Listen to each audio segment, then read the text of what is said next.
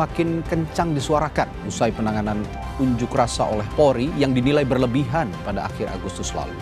Pada Kamis lalu, Presiden Prabowo Subianto pun menyetujui pembentukan Komisi Reformasi Kepolisian. Tokoh lintas agama yang tergabung dalam Gerakan Nurani Bangsa bertemu Presiden Prabowo pada Kamis lalu di Istana Presiden. Pertemuan yang berlangsung selama 4 jam membahas poin 17+8 tuntutan rakyat hingga reformasi sejumlah sektor. Salah satunya yang dibahas adalah reformasi institusi Polri. Tadi juga disampaikan oleh Gerakan Nurani Bangsa perlunya evaluasi dan reformasi kepolisian yang disambut juga oleh Pak Presiden akan segera membentuk tim atau komisi reformasi kepolisian. Saya kira ini juga atas tuntutan dari masyarakat yang cukup banyak. Terima kasih. Pengamat kepolisian dari Institute for Security and Strategic Studies, Bambang Rukminto, mendukung reformasi kepolisian. Dirinya menyebut dibutuhkan visi negarawan yang tulus jika ingin reformasi Polri berhasil. Tanpa ada perubahan struktur yang mendasar, problem di kepolisian terkait reformasi yang diharapkan masyarakat ini tidak akan pernah tercapai dan masalahnya akan terulang terus-menerus kalau tidak pucuk pimpinan dari kepolisian itu memiliki visi negarawan, bisa berkolaborasi dengan presiden yang memiliki visi negarawan. Polri ini hanya sekedar menjadi alat kepentingan kekuasaan atau kepentingan-kepentingan di luar kewenangan yang sudah diberikan negara sesuai dengan amanat reformasi 98, seperti itu. Senada dengan Bambang Rukminto, Ketua PBHI Julius Ibrani pun menyebut perbaikan sistem di kepolisian harus secara konstitusional. Ia menambahkan, jika reformasi Polri hanya dilakukan berdasarkan kasus tertentu dan tidak menyentuh akar permasalahan, maka kejadian serupa akan kembali terulang. Bahwa mandatnya itu konstitusional, maka perbaikan sistem dan struktur tidak boleh kasuistis. Saya tidak memandang bahwa kalau urgensi ada, setiap lembaga urgensi evaluasi penting setiap hari. Tetapi apabila kita mendasarkan evaluasi dan perbaikan sistem ini secara kasuistis, maka saya pastikan ini akan bernasib seperti tim pencari fakta, tim gabungan, tim independen ini itu yang sekali selesai dan tidak bisa menyentuh akar persoalan secara fundamental. Dan akibatnya perbaikan itu tidak akan menyentuh sistem dan struktur. Dan dengan demikian saya akan pastikan akan terjadi keberulangan dari kesalahan-kesalahan sebelumnya. Pada Jumat kemarin, sempat mencuat isu terkait dengan surat Presiden soal pergantian Kapolri ke DPR. Mensesnek Prasetyo Hadi membantah kabar tersebut. Dalam keterangan tertulisnya, Prasetyo Hadi menyebut berkenaan dengan surprise pergantian Kapolri ke DPR bahwa itu tidak benar. Jadi belum ada surprise yang dikirim ke DPR mengenai pergantian Kapolri. Sebagaimana dengan yang disampaikan oleh pimpinan DPR, memang belum ada. Reformasi diharapkan menyasar pada perbaikan sistem dan struktur internal Polri. Perbaikan ini penting karena siapapun pemimpinnya, jika sistem dan strukturnya masih sama, maka kondisinya akan tetap sama saja. Tim Liputan, Kompas TV. Saudara, desakan reformasi Polri terus digaungkan. Reformasi yang diharapkan yaitu mengevaluasi seluruh sistem hingga strukturnya. Lalu langkah apa yang pertama perlu dilakukan? Kita akan bahasnya bersama Arianto Stadi, penasihat ahli Kapolri. Lalu juga ada Bambang Rukminto selaku pengamat kepolisian dari Institute for Security and Strategic Studies. Dan Rudianto Lalo, anggota Komisi 3 DPR RI dari fraksi Partai Nasdem. Selamat malam Bapak-Bapak. Selamat malam. Selamat malam. Baik, saya ke Pak Rudi dulu kalau gitu. Pak Rudi, langkah awal, langkah yang urgent harus dilakukan dengan cepat dan signifikan untuk mewujudkan reformasi Polri ini kira-kira apa? Ya, terutama yang bisa didorong oleh lembaga legislatif terlebih dari Komisi 3 DPR RI. Ya, tentu yang pertama kita menghormati ya dan mendukung langkah-langkah Presiden. Saya selalu mengatakan bahwa Presidenlah yang paling paham, karena Presiden selaku kepala negara oleh konstitusi didukung, di backup oleh 2 alat negara bernama TNI Polri. TNI Polri adalah alat negara yang didudukkan dalam konstitusi pasal 30 ayat 4 sebagai penjaga keamanan ketertiban masyarakat yang tugasnya melindungi, mengayomi, melayani masyarakat. Dan terakhir adalah penegakan hukum. Nah, kalau kita bicara reformasi, ya ini tidak asing lagi karena sesungguhnya Polri anak kandung reformasi. TAP 6 MPR 2000 itu kan pemisahan TNI dan Polri. Ya, Polri menjadi alat negara yang memang langsung didudukan di konstitusi pasal 34 ayat 4. Sehingga ketika bicara reformasi, ya itu adalah koreksi perbaikan saya kira. Dan saya selalu mengatakan bukan hanya Polri, 3 trias politika, 3 cabang kekuasaan, eksekutif, legislatif, yudikatif juga perlu direformasi. Muaranya tujuannya untuk kepentingan masyarakat. Itu satu hal. Yang kedua, apa yang perlu direformasi Polri? Kita lihat, Polri menjaga keamanan dan ketertiban masyarakat. Nah, kalau dipandang Polri hari ini tidak mampu menjaga keamanan ketertiban, nah itu yang harus dikoreksi. Kedua, pelayanan mengayomi, melindungi masyarakat. Kalau Polri tidak bisa melindungi, mengayomi, melayani masyarakat, ini yang perlu dikoreksi, diperbaiki. Yang ketiga adalah penegakan hukum. Kalau Polri belum bisa, misalkan menjawab, menangani, membasmi kejahatan-kejahatan, apakah kejahatan berat atau ringan, ini yang perlu kita reformasi. Bagaimana caranya? Ya, caranya tentu penting adalah bagaimana misalkan kelembagaan Polri itu diperkuat, ya. Itu diperkuat otomatis, ya. Apakah nanti misalkan SDM sumber daya manusianya, mulai rekrutmen, kaderisasinya, pendidikannya dan sebagainya. Dan kalau kita lihat hari ini, kemitraan Polri dan Komisi itu sudah berjalan baik. Setiap kasus-kasus yang menyita perhatian publik, ketika kemudian kami di DPR sebagai fungsi pengawasan yang diberi mandat undang-undang, itu respon cepat dilakukan oleh para pimpinan Polri. Utamanya bila mana ada oknum-oknum Polri, tidak bisa dipungkiri setiap institusi pada ada oknum-oknum yang melanggar hukum, maka kami selalu mendesak agar dilakukan penegakan hukum yang transparan, ya, dan akuntabilitas. Memberi sanksi yang berat kepada siapapun oknum-oknum aparat penegak hukum kita yang melanggar hukum, karena sejatinya dia yang harus menegakkan hukum. Kira-kira itu. Pak. Tapi saya berharap dan publik juga berharap sepertinya reformasi Polri ini tidak melakukan perbaikan secara kasuistis saja, karena kalau memang ada kasus baru ditindak ataupun baru dievaluasi itu sepertinya penanganannya kasuistis. Nah, saya yakin ke Pak Bambang kalau begitu. Pak Bambang, kalau dari Anda tadi juga ada tuntutan bahwa jangan mereformasi institusi Polri ini secara kasuistis dan harus menyentuh akar masalah. Nah, menurut Anda yang disebutkan Pak Rudi tadi adalah akar-akar masalah dari Polri selama ini yang harus diperbaiki? Apa yang disampaikan Pak Rudi tadi, saya melihatnya normatif saja ya, malah tidak menyentuh problem yang diharapkan oleh masyarakat selama ini gitu loh. Artinya ini saling lempar saja masih saling lempar antara parlemen dengan presiden gitu loh. Problem yang terjadi saat ini ekspektasi masyarakat kepada tupoksi kepolisian itu sangat tinggi sekali, bahwa kepolisian saat ini diharapkan lebih transparan, lebih profesional, lebih humanis. Itu adalah fakta-fakta yang terjadi. Saya melihat kasus kemarin bagaimana kepolisian seolah disudutkan oleh masyarakat, menjadi sasaran chaos, amuk misalnya seperti itu, karena sebenarnya masyarakat itu menginginkan yang lebih kepada kepolisian, menginginkan perbaikan-perbaikan yang signifikan, dan ini dalam kurun 10 tahun saya melihatnya masih tidak, malah ada kemunduran gitu loh. Setahun yang lalu misalnya muncul adanya isu terkait dengan Parcok, kemudian ada kasus-kasus kekerasan. Oke lah, kita sebut ini adalah oknum, tetapi ketika oknum ini berulang kali terjadi, tentu tidak bisa mengatakan bahwa ini hanya sekedar oknum, tapi ada sistem yang perlu dievaluasi. Makanya reformasi di kepolisian ini bukan hanya sekedar tujuan, tapi proses yang terus-menerus dilakukan.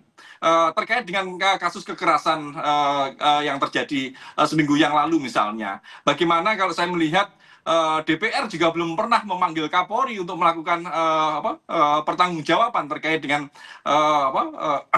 aksi-aksi kekerasan yang Peristiwa di dilakukan Agustus lalu. oleh personil seperti itu. Memang semuanya itu by proses, tetapi langkah-langkah yang signifikan itu harus dilakukan, dan yang lebih penting lagi itu akan terus terjadi bila tidak ada perombakan yang lebih signifikan terkait dengan struktur.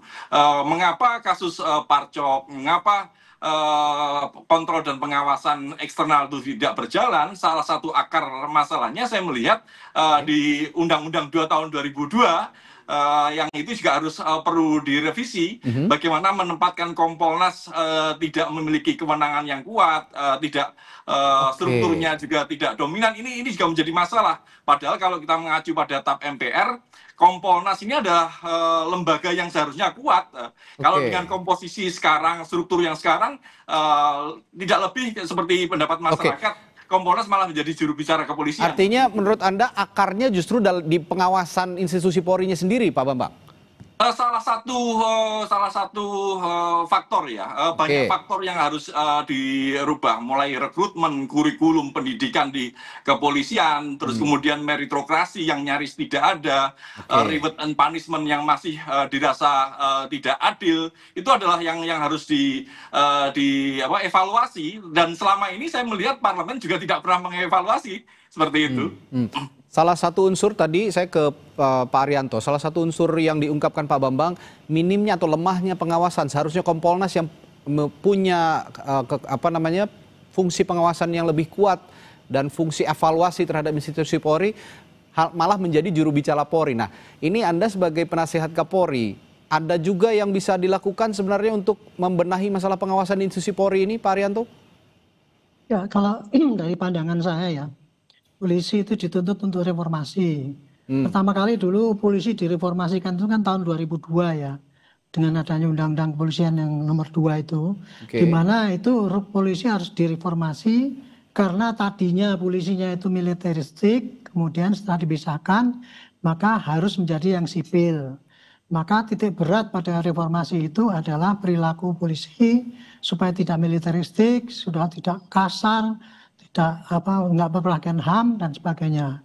Atas dasar itu kemudian polisi sudah melakukan reformasi antara lain instrumental, kultural, dan struktural.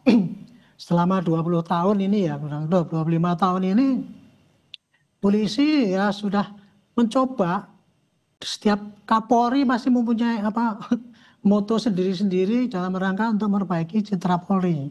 Tetapi ya memang harus diakui ya, selama ini di dalam kurun 25 tahun ini reformasi polisi yang jalan baik itu ya pada instrumental sama strukturalnya itu berjalan tanpa ada halangan. Polisi sekarang jadi gede sekali, banyak orangnya, instrumennya juga sudah jelas. Tapi di bidang kultural memang harus diakui belum sampai 50% itu untuk perbaikan di dalam polisi itu sendiri.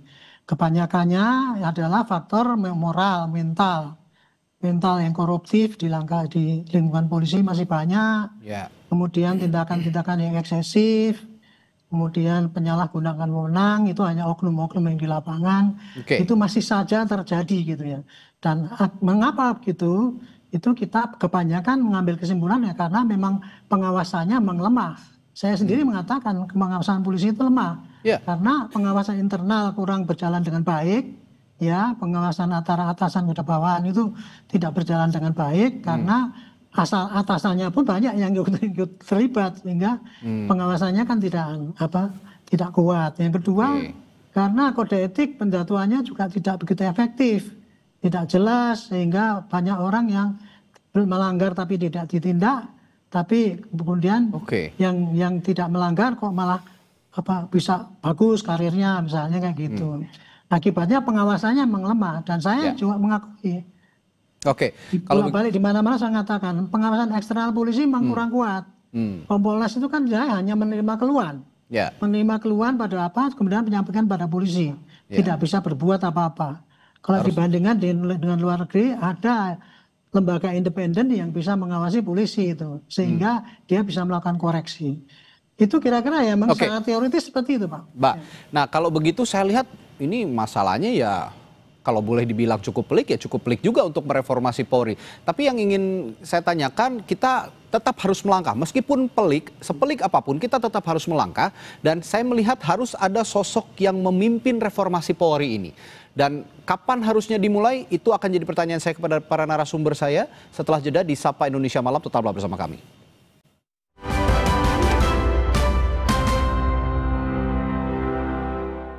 I25 칼슘 콜라겐 브루크랑 꿀리크리프 툴랑크로포스 No worries 콜라게나 Susu steril dengan 1000 mg kolagen dan kalsium, kulit no keriput, tulang no keropos. 콜라게나 susu awet muda.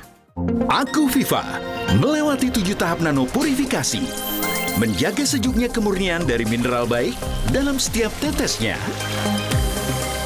Begitu sejuk di tiap teguk.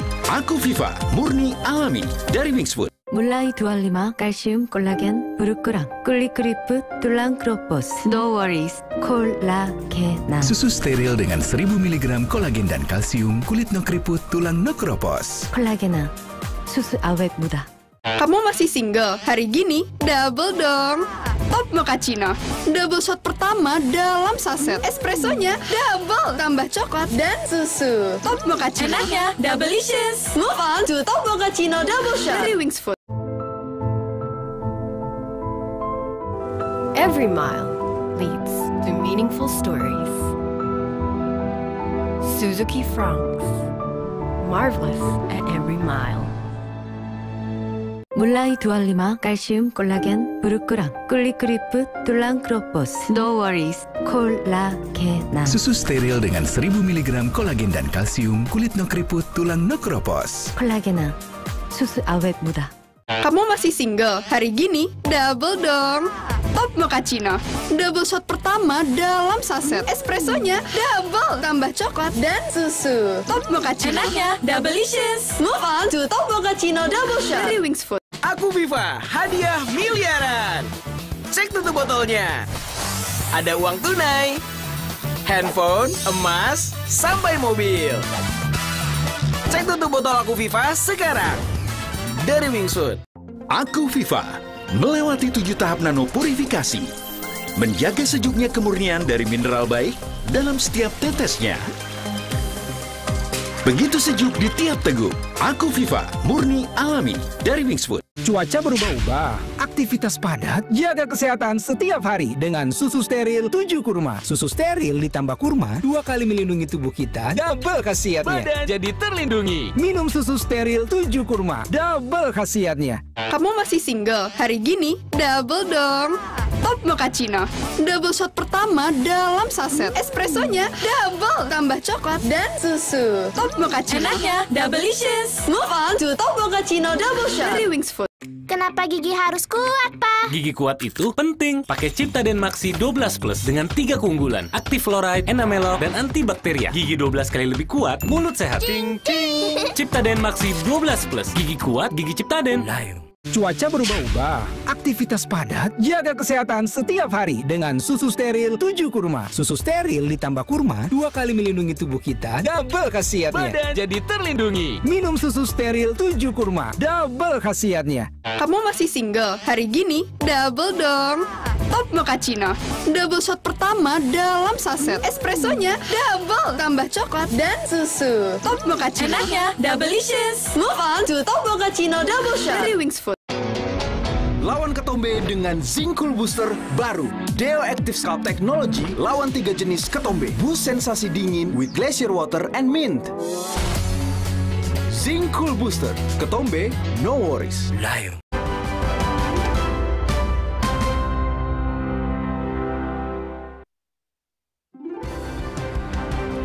Kami lanjutkan perbincangan soal reformasi institusi Polri. Tadi saya bertanya pada para narasumber saya, siapa yang harusnya memimpin memulai reformasi Polri ini? Karena kalau yang dibilang Pak Bambang dan juga Pak Arianto tadi, saat ini sepertinya tidak ada fungsi pengawasan yang baik untuk melihat atau mengevaluasi institusi Polri.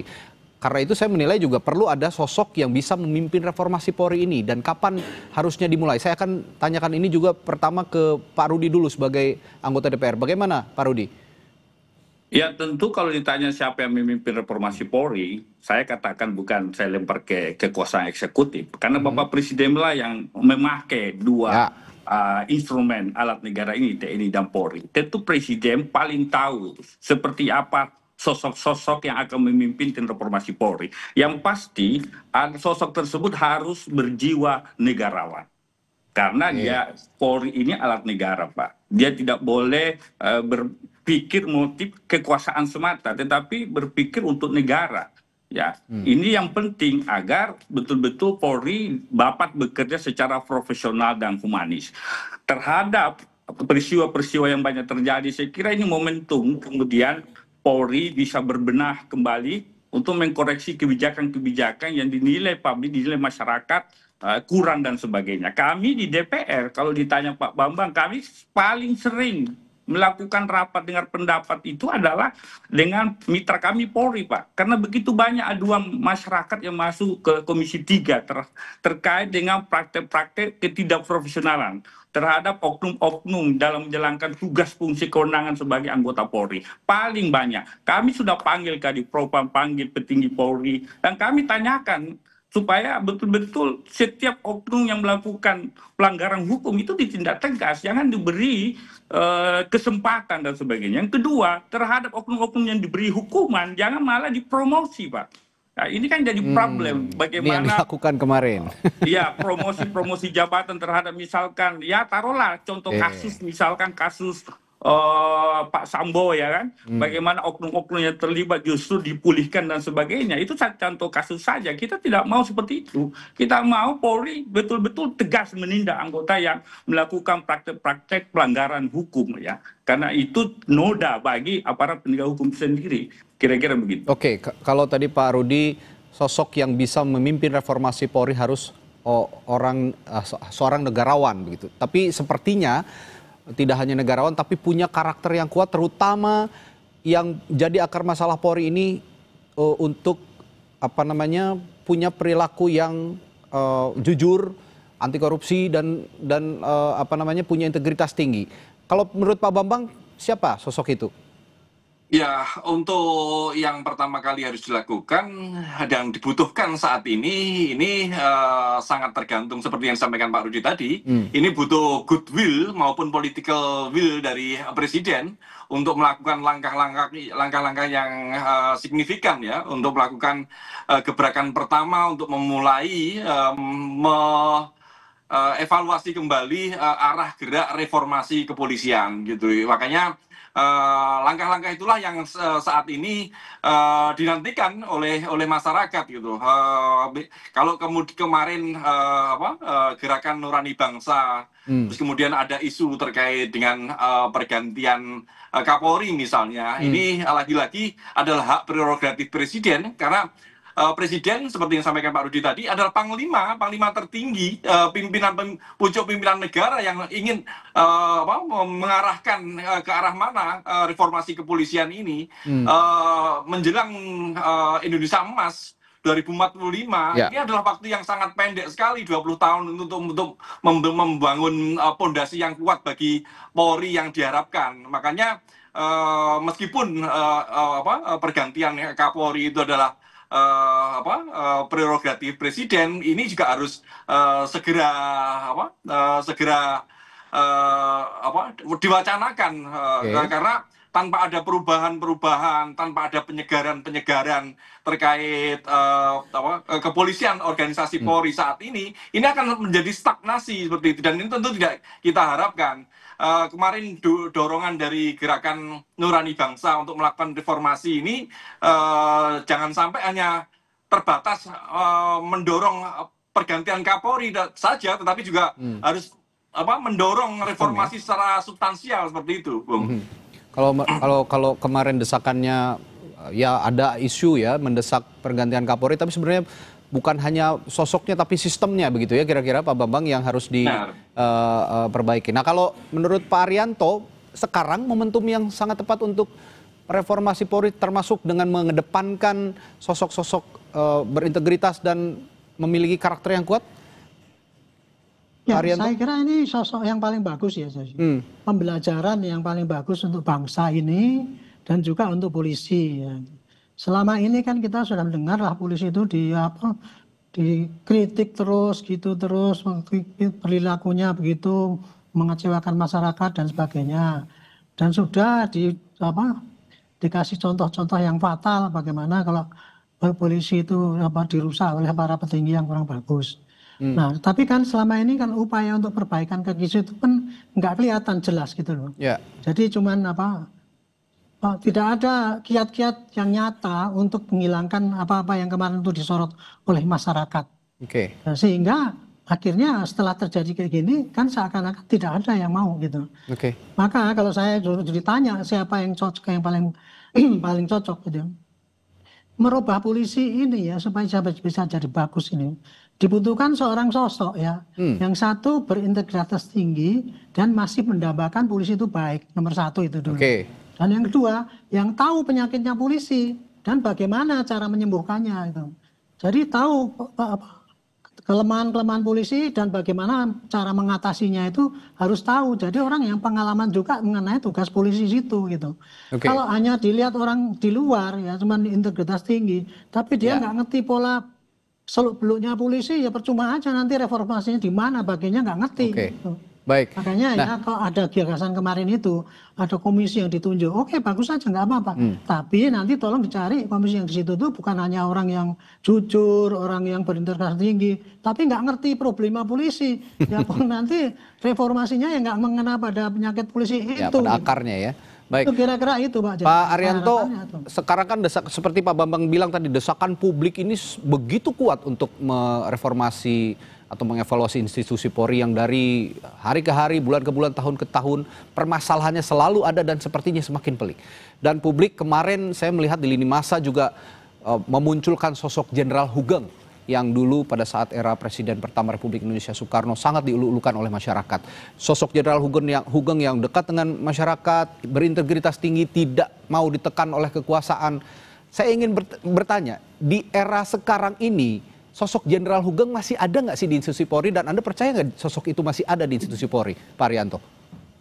Ya, saya 50 tahun jadi polisi ya Pak ya. Dan sudah melihat para jenderal polisi itu, pimpinan polisi. Rasanya yang seperti Pak Hugeng itu hampir tidak ada Pak. Yeah. Hampir tidak ada. Sulit untuk yang sama dengan dia. Saya yang merasa diri saya tidak pernah korupsi, tidak macam-macam, saya nggak bisa menyamai dengan Pak Hugeng itu. Gitu loh Pak. Jadi Pak Hugeng itu menjadi sosok ideal ya. Dan kesitulah polisi ingin menuju. Pak Sigit ini sudah mereka dalam rangka mengembangkan seperti Pak Hugeng itu ada Hugeng Award. Itu kalau gitu ya. Tetapi terus terang Pak, untuk mencari orang yang sejujur beliau dan orang integritasnya sangat tinggi kayak gitu, sangat sulit di dalam zaman modern sekarang ini. Tapi paling tidak kita harus tetap optimis Pak. Itu harus kalau memang untuk memperbaiki institusi Polri kita harus mencari Jenderal Hugeng berikutnya. Saya nggak boleh ngomong dong, ada. Saya nggak bisa nuduh nanti memberikan harapan palsu ya Pak ya. Baik. Nah kalau begitu saya ingin bertanya ke Pak Bambang, untuk memunculkan sosok yang ya setidaknya mirip lah ya, tidak ketiplek sama, tapi setidaknya menuju ke arah sosok Jenderal Hugeng. Bagaimana caranya Pak Bambang? Ya, saya lebih pada pendekatan sistem ya, Mas. Karena integritas seseorang itu tentu juga sangat mudah fluktuatif, naik turun gitu.